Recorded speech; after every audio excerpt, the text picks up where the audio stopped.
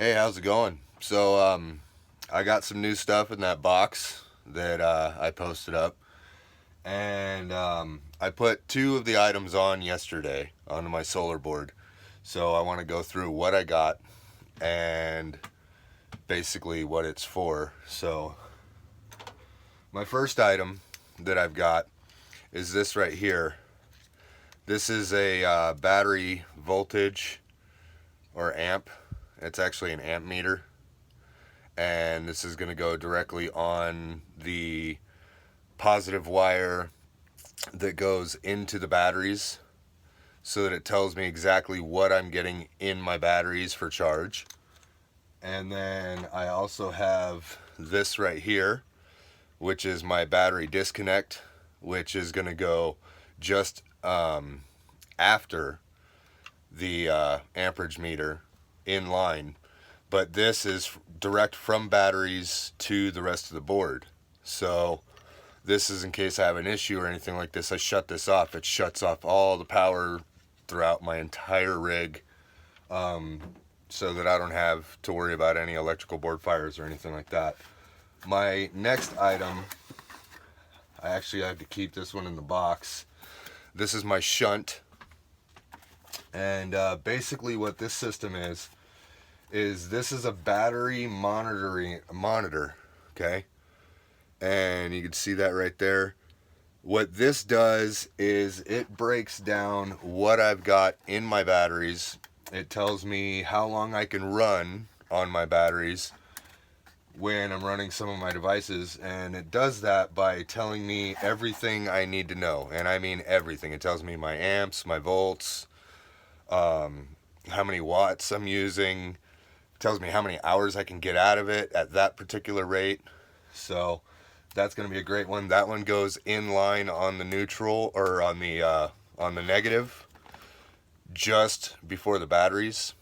So you have the amp meter with the little white loop, and then you have the shunt, and they both go in the same areas, but one's positive, one's negative.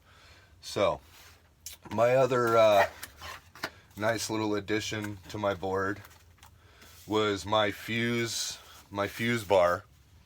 And my fuse bar was for my solar panels, because you're supposed to fuse your solar panels before they go into your charge controller, just in case your panels diodes burn out. Okay.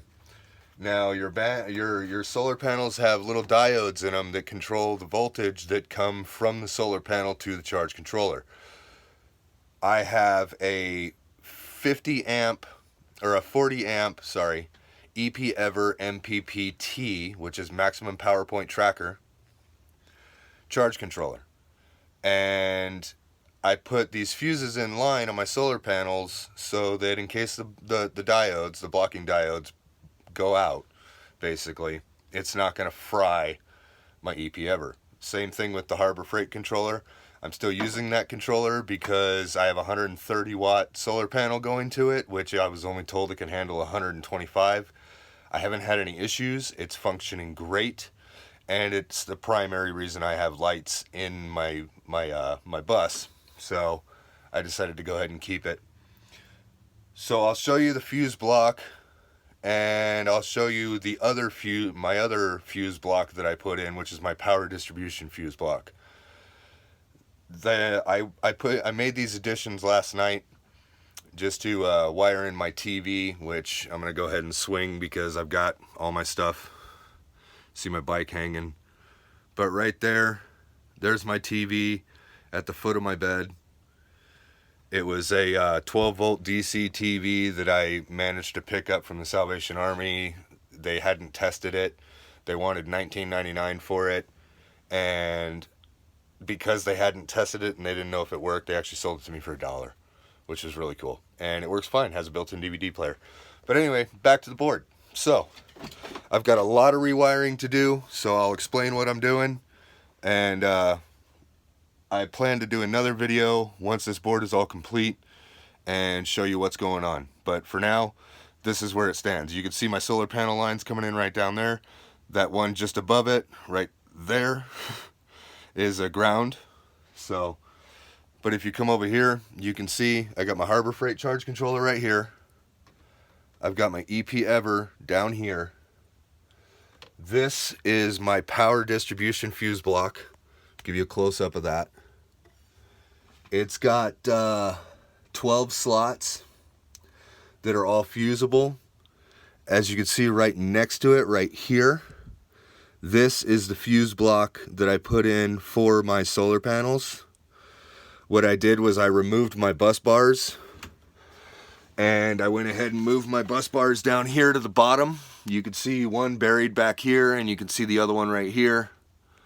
Now, those bus bars are going to basically take every single positive and every single negative to those bars so that it cleans up it cleans up my power distribution out of my batteries, and it'll leave me with one wire, one 2-aught gauge wire coming out of my batteries on the positive side and the negative side.